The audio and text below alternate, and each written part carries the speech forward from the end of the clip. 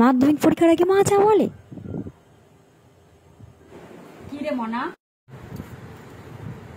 আজ লজ্জা নেই যে তোর মাধ্যমিক পরীক্ষা দিয়ে ফোন কথা ছিলিস? হ্যাঁ, বাড়ি বুদ্ধুকে দেখ, কত কত খাচ্ছে, খেতে করছে, কত কত খাচ্ছে, কত গিয়ে পর্যন্ত করছে, ঘুমাতে ঘুমাতে পর্যন্ত করছে, ঘুমাতে ঘুমাতে বেশি কিছু চাই না, তুই শুধু পাস করে আয় তাহলেই হবে।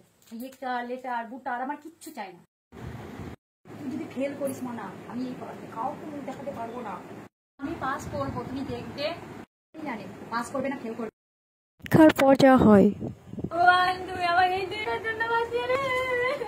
মা তুমি তো বলেছিলে যে শুধু পাস করলেই হবে, তোকে বলেছিলাম যে শুধু পাস করলেই হবে। সোজা মেয়ে মুখ কাগজে লিখেছে দেখ, এক ছাত্রী জোনাকির আলোয় পড়ে ল্যাম্প পোস্টের ভিতরে পড়ে হস্ট হয়েছে। সেই সব আমাদের মুখ উজ্জ্বল করেছে, দেখ আমাদের গর্ব আর গর্ব।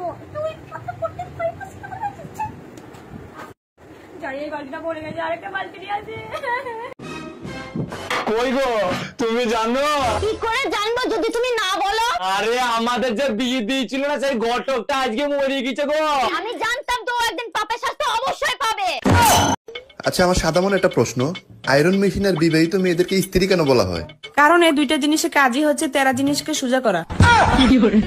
আচ্ছা, তোমার লজ্জা শরম নাই? সারাদিন ঘরে বসে শ্বশুর বাড়ির অন্ন ধ্বংস করো। এসব কি উল্টো উল্টো কথা বলতেছো? লজ্জা শরম থাকলে কি আর ঘর জামাই থাকতাম? আলসা দেখছি, তোমার মতো আলসা দেখি নাই। কাজ করতে কি তোমার কষ্ট হয়? কাজ করতে যদি কষ্ট হইতো তাহলে চারটে বাচ্চা কি পয়দা দিতে পারতাম? কে এত সকাল সকাল দরজা নক করতেছে?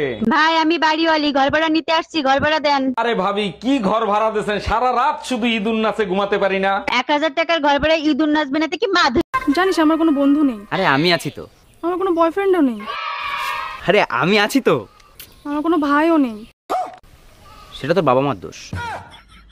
আচ্ছা বলো তো, 1 আর 1 কত হয়? 1 আর 1 তো 2 হয়।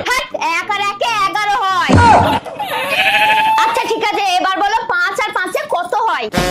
শালা 5 আর 5 যদি আমি 10 বলে, তাহলে ও আবার চুল যে কোন পাশে দিমু দিয়া যে ভিডিওটা বানামু ভাইবেই পাইতাছি না। এমনি দিমু, এই পাশে দাও। ভালো লাগে না? কেমনে দিমু? দিলে একটু সুন্দর লাগবে আমারে। এই শোনো, আমি আর এই গরমের মধ্যে রান্না করতে পারবো না। ধুর পাগলি, ওটা গরম নাকি তাই? ওটা তো তোমার রূপের আগুন। তুমি কত সুন্দর দেখতে। সত্যি? দাঁড়াও, বাদ বাকি রান্নাগুলো করে নিয়ে আসি।